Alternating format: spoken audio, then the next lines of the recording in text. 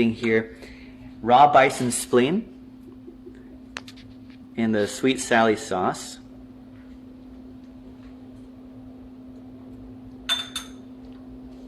Plenty of iron, folate, B12, great for building blood. How does it feel? Yummy. Yeah, not too bad, right? What did you say to patients who are worried about it? Don't be scared. Try it. It's good. Great. Better than you think. Yay. Yay. And the bison spleen. Oh, it's good. Very good. Almost ate it all. You move this a little further. There you go.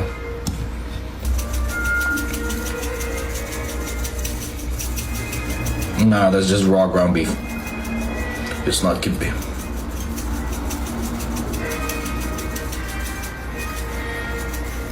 Anyways, you keep salting until you hear your ancestors. And then you drop some orange juice on top of it.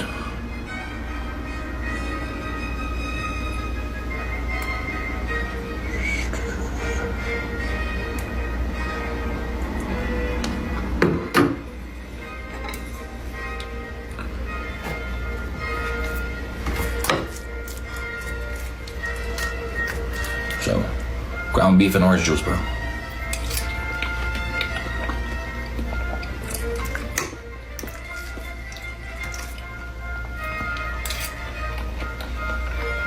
Got a fresh testicle here, and I'm gonna show you what I do with it. Okay, so first I always chop this end off, and then that allows me to squeeze it right out of the skin like this. After that, I cut the rest of this off, this part, and then I cut it down the middle like this to get to all the meat. Then I detach the meat from the membrane by gently scraping it with my knife until the whole piece comes right off. Last, I chop it up in small pieces like this, get some salt, sprinkle that on, and it's ready to go. Grab yourself a piece. Good to go. No problem.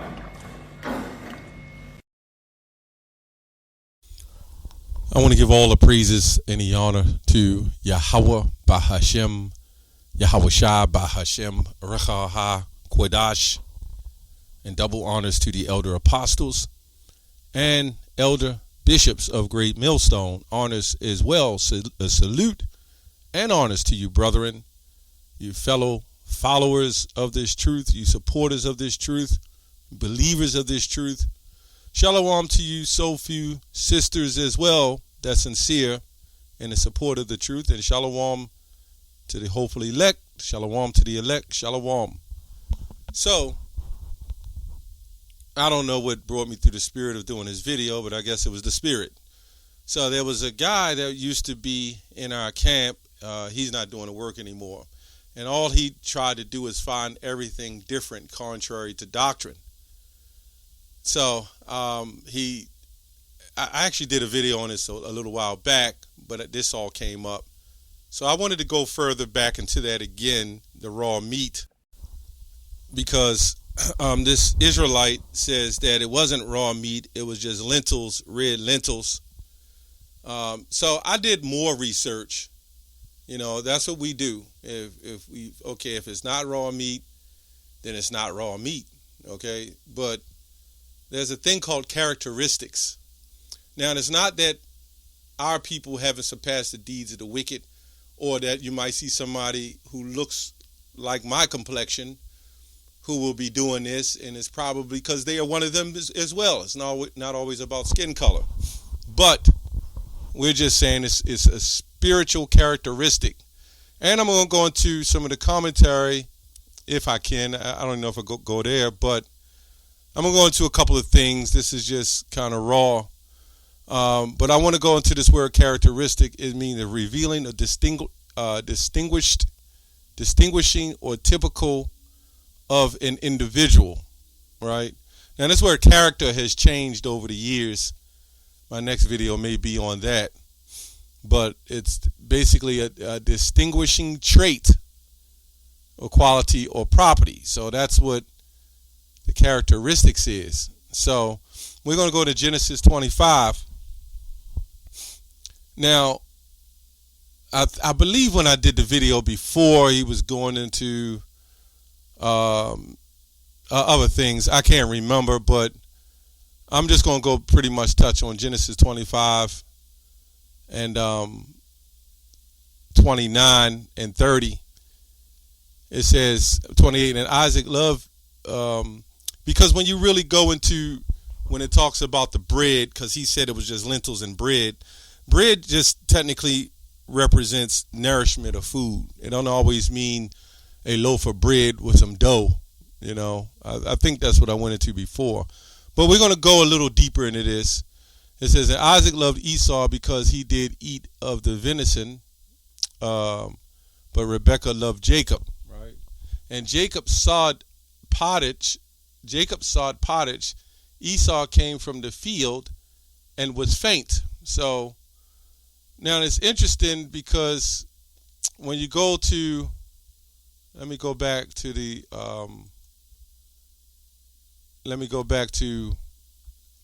30, verse 30.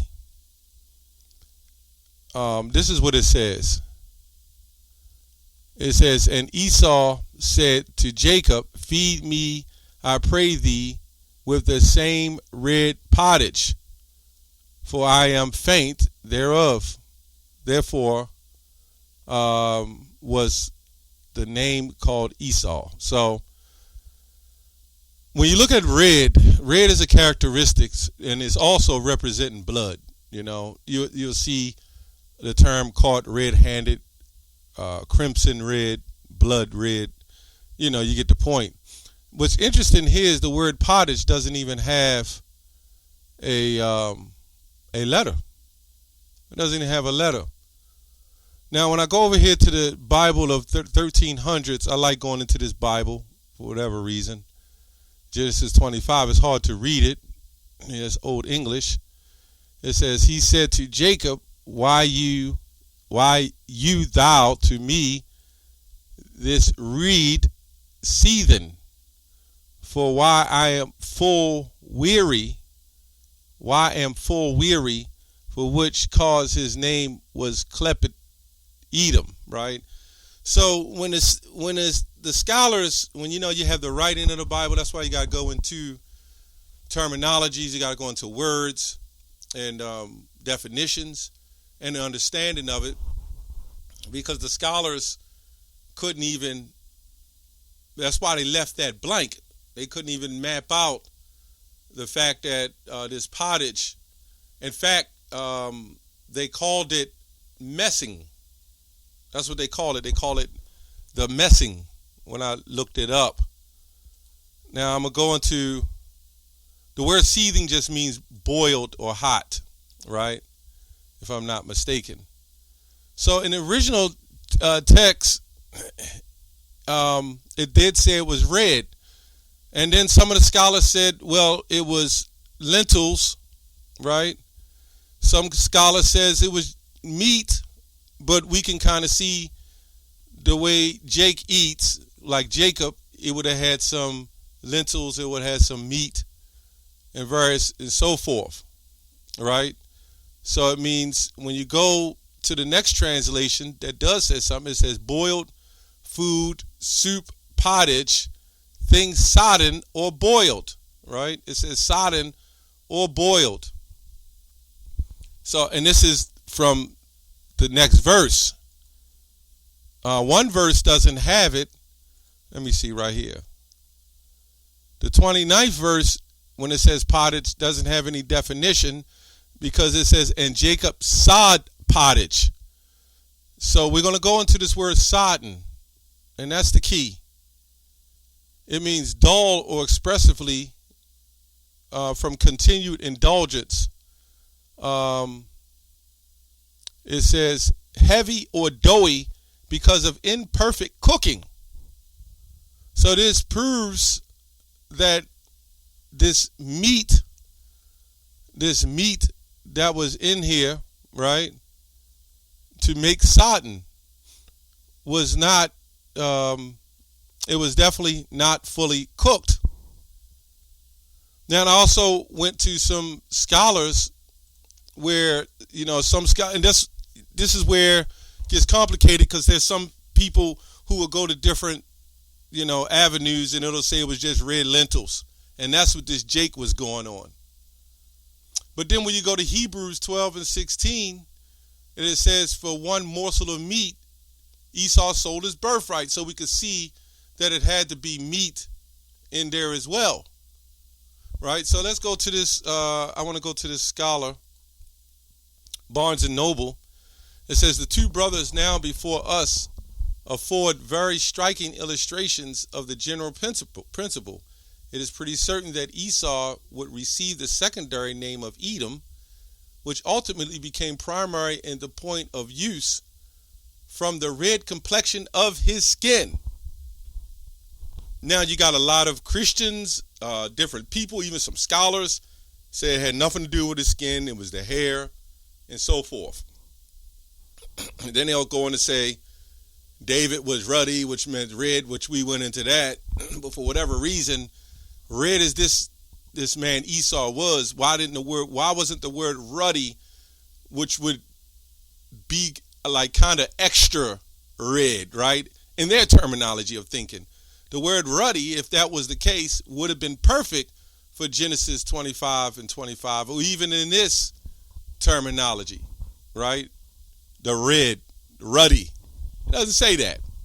But in here it says red, and because it's different, because it's a totally different word, by the way.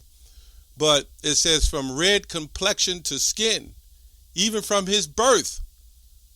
But the acclamation that red uttered the occasion of very important crisis in his history, renewed by the name, perhaps tended to make it the place of Esau in the history of his race.